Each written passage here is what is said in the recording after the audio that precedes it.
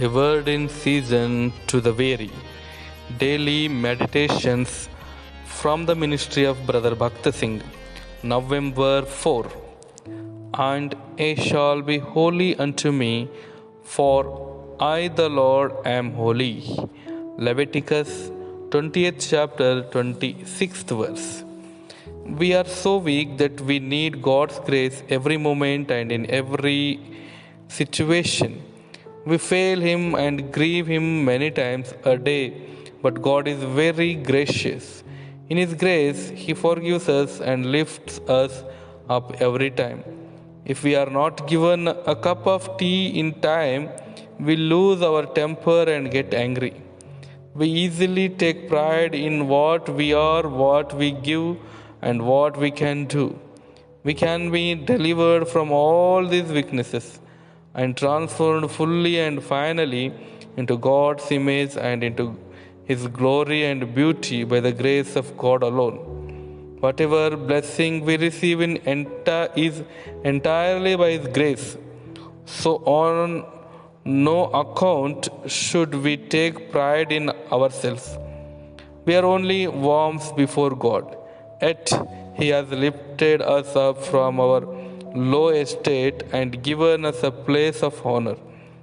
As we realize this, we cannot help thanking God constantly for the abundant grace He is showering on us day by day. That was the message conveyed by the mitre worn by the high priest. Over the mitre was placed a golden plate, Exodus 28 chapter 36th verse, on which were written those words, holiness to the Lord.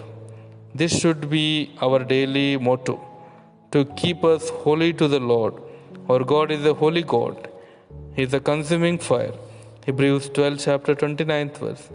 How can we weak creatures like us stand before Him? Malachi 3rd chapter 2nd and 3rd verses.